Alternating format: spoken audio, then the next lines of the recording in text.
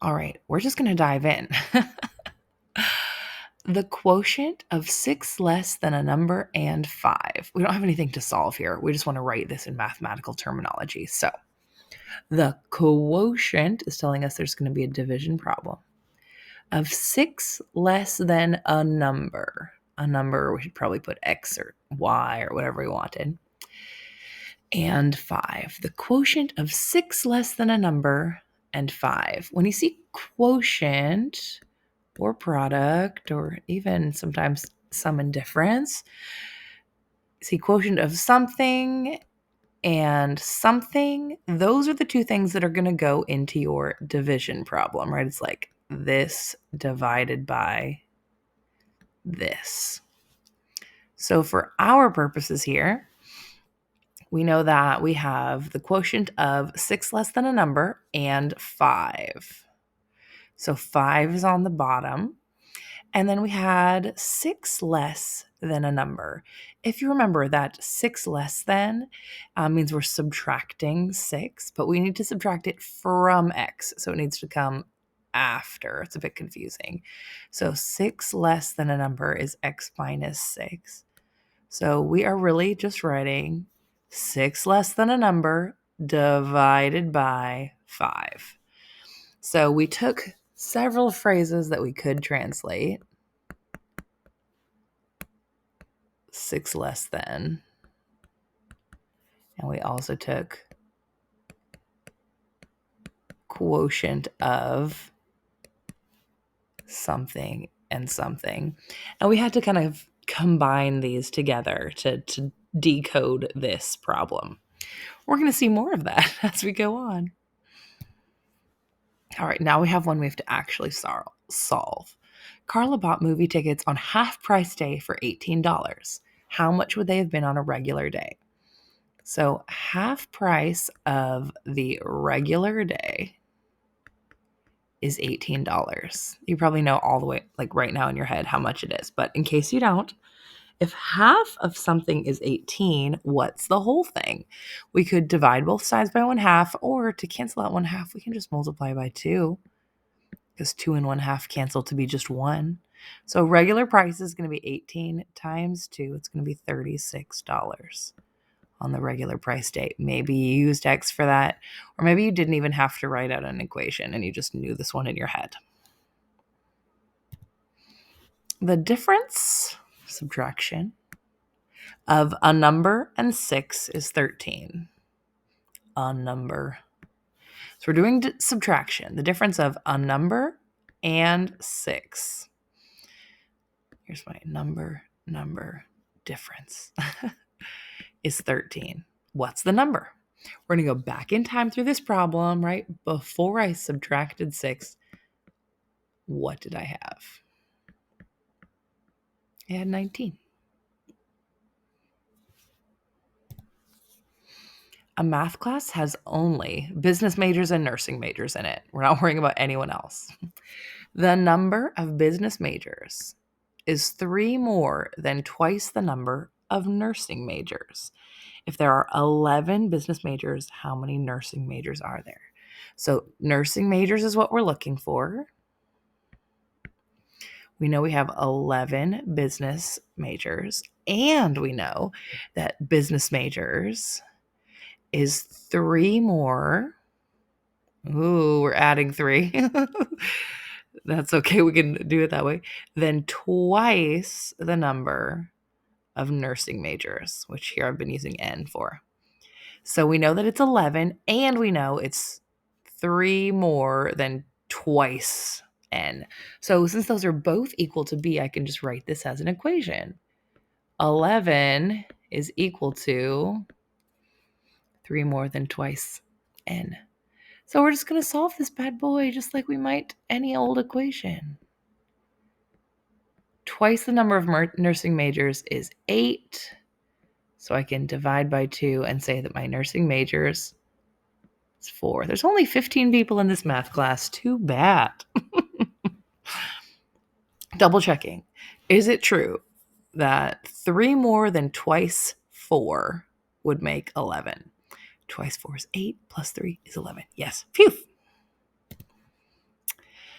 All right. Guillermo bought plywood and tarps at the hardware store. Plywood, tarps. The number of plywood sheets was 5 more. I put it at the end of this time. You don't have to. Then 3 times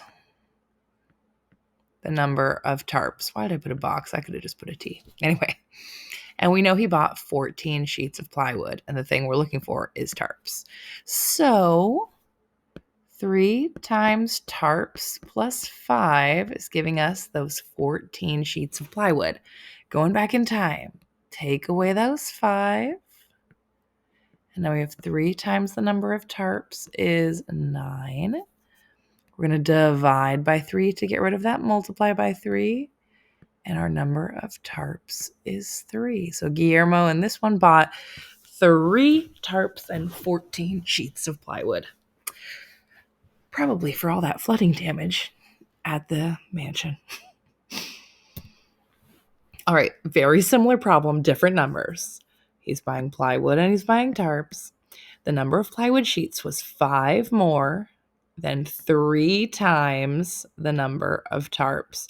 And this time I know he bought 5 tarps, but what I need to find is plywood. That's what I'm looking for. So if the number of tarps was 5, I can just kind of plop that right into this equation, right? It's 5 more than 3 times this.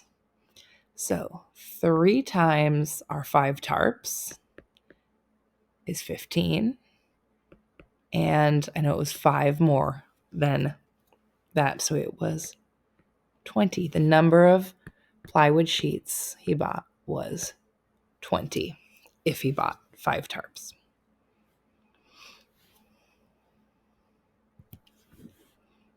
A bookcase is on sale for $120, which is 2/3 of the original price. Quite often when you see the word is in a word problem, that's where your equal sign is going in. 2/3 of the original price. What variable do you feel like using? I mean, I'll just use X because I'm lazy. What was the price before the sale? So we want to go back to like, okay, 2/3 of it is 120. What's 3/3 of it? I'm going to show you several strategies. One way to get Excel by itself, we can just divide by 2/3. Divide by 2/3, and we get a lovely number. Another way is if $120 is 2/3, then half of that would be 1/3, right? So $60. And if $60 is 1/3, then the whole thing, 3/3 or 1 would be 60 times 3. It'd be 180. No equations necessary. Did it all in my head. Amazing. Of course, listen, you can divide by 2/3. It's fine. Sorry, I left out my x's. Okay. 1x. And then one other way you can solve this, if we have 120 equals 2/3 x, is we can not let that fraction freak us out and just remember that it's 2 times x divided by 3. We could get rid of this divide by 3 by multiplying by 3 on both sides. And then we could get rid of that times 2 by dividing by 2 on both sides. Of course, if you don't mind dividing by 2/3, do it. You'll get 180. The sum of addition of twice a number, twice is going to be times 2. And for our number, I don't know, how about n today? Could be x, doesn't matter. The sum of twice a number and 7 is 15. Okay, so it's addition because we had sum. What's the number? All right, well, let's do it. Twice a number plus 7 gives me 15. Like, if you didn't think about this, you just thought about something plus 7 is 15. Would you know what this something is? I mean, you probably do. It's 8. And now we say, okay, well, that number was 8. But what I want actually is half of it before it was times by 2. So I divide by 2 on both sides, and I've got 4. The sum of twice a number, 4 times 2 is 8. And 7, 8 plus 7, is 15. Yay, it worked. Okay, this is just a practice, and it's a good one to do in your head, out loud to this video, to your cat, whatever. But what we're going to do is read this algebraic equation in a word problem. We're going to make it into a word problem, all right? So there's so many ways to do it. Here's what I'm going to say first. The sum of 2 times a number and 7 is 11. We could also say, though,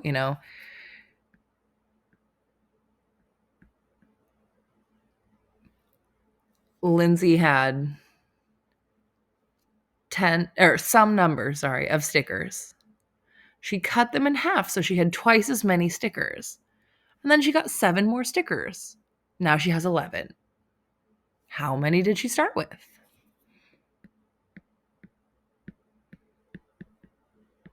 I'm sure there's other sillier things we could do.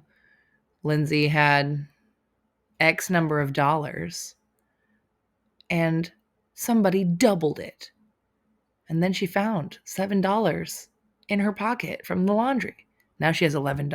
How much did she start with?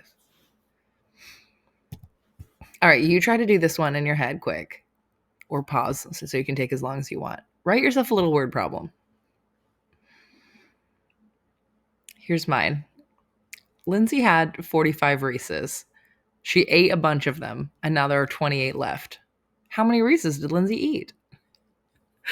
We could also say the difference of 45 and a number is 28. There's lots of ways you can do it. But it's helpful to practice going back and forth so that then it's easier to recognize when you're sitting down to a word problem.